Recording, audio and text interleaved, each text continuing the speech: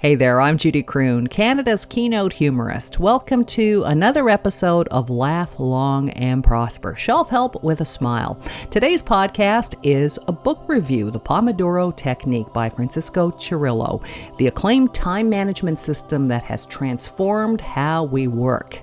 Quick question off the top, what does a tomato, a Pomodoro, and productivity have to do with each other? Well, the Pomodoro Technique, named after a tomato, is a cool way to help you get stuff done during the day.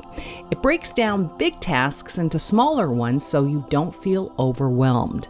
By using this technique, you'll be able to manage your time better and feel more in control of your work. This will make you a better worker and hopefully make your work just a little more fun.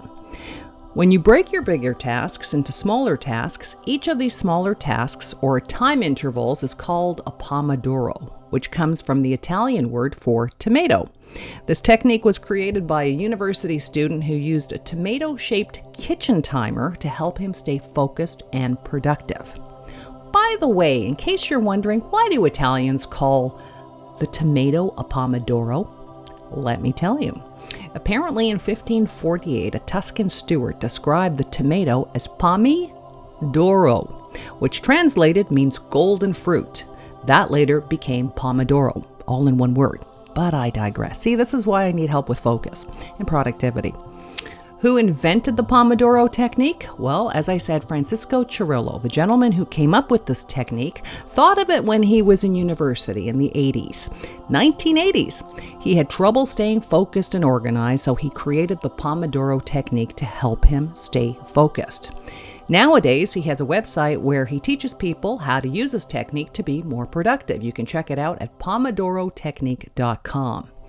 To start using the Pomodoro technique, all you need is actually a timer and two lists. Your timer doesn't have to be a fancy tomato-shaped one like the original Pomodoro technique. You can use a stopwatch or even your phone. Make sure it makes noise when the 25 minutes are up. This helps your brain switch between working and relaxing. Next, make two lists. The first list is your to-do today list. This list has all the things you want to get done today. For example, you might have outline presentation, and that might cost you or take 4 pomodori or 4 tomatoes or 4 25-minute segments. Or you might have something else, pay bills. Maybe that takes 1 25-minute segment or 1 pomodoro. Where do the tasks come from? They come from your inventory list. This list has all the tasks you want to do now and in the future. Of course, you'll need to learn how to estimate how many pomodori or how many tomatoes each task will take. Your estimates might not be perfect at first, but you'll get better with practice.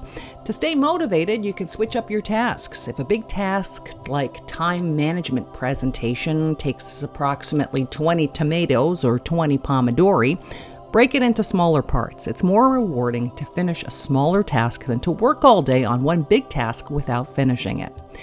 And by the way, I don't use this two-list technique, okay? Full disclosure.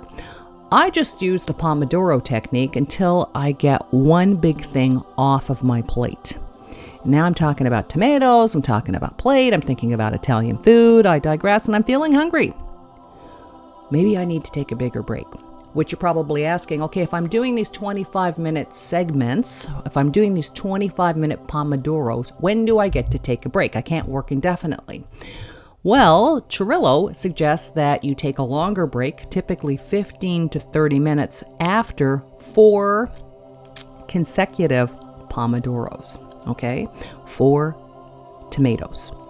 4 tomatoes, take a break, 15 to 30 minutes. The Pomodoro technique is basically set up to help you stay focused. Each Pomodoro should be dedicated to one task only.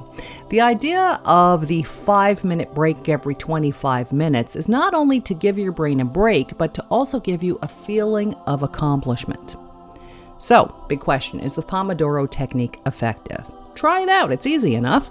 A number of experts say that it's a good focus tool to help people with ADHD. It's effective in providing measurable time increments as well as a reward system.